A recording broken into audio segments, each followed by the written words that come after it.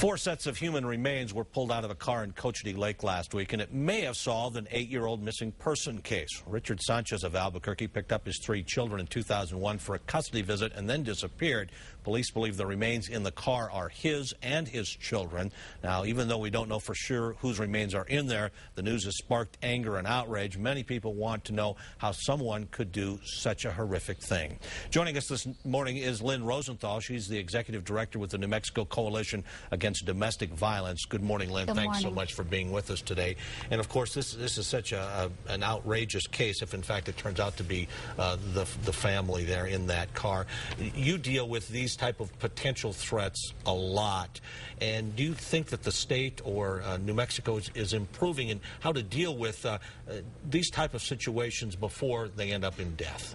I do think things are improving in New Mexico. I think attitudes have changed over the past 8 years, but still today around the country, 3 women are killed every day by abusive husbands or boyfriends. So while we've improved and while we're working hard here in New Mexico, I still think we have such a serious problem. And one of the reasons there's such anger over this case is Richard Sanchez was in the judicial system accused of violent crimes, and he cut off his bracelet to, in effect, get away.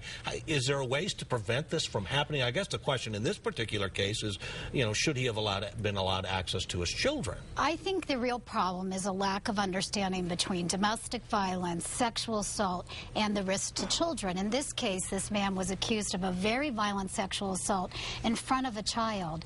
Those 2 things, sexual violence, violence in front of a child, we know are indicators of high lethality, so it's really no surprise that this man may have committed such a terrible crime. And so he may not have been the best offender to be on community control. And I think we're learning more. We know more today about what those risks are. And one of the things that you want to see improved is judicial education. That's what you Absolutely.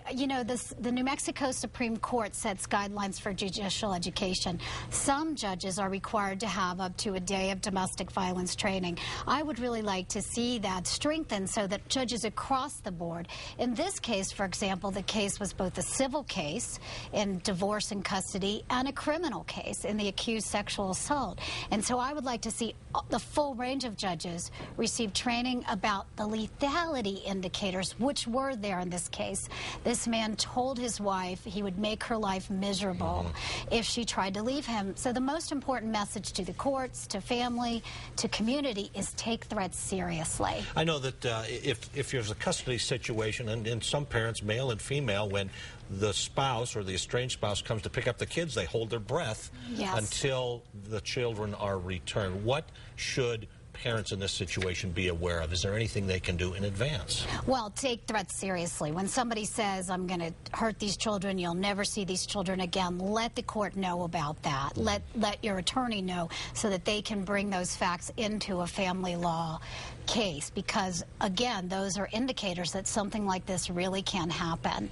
And your impression is things are getting better, but there's still ways to go. I really believe that attitudes towards domestic violence and child abuse in New Mexico have improved, but we're still working hard every single day. Okay. Lynn Rosenthal. Thank you. Thank you very much. Good information. Thank you.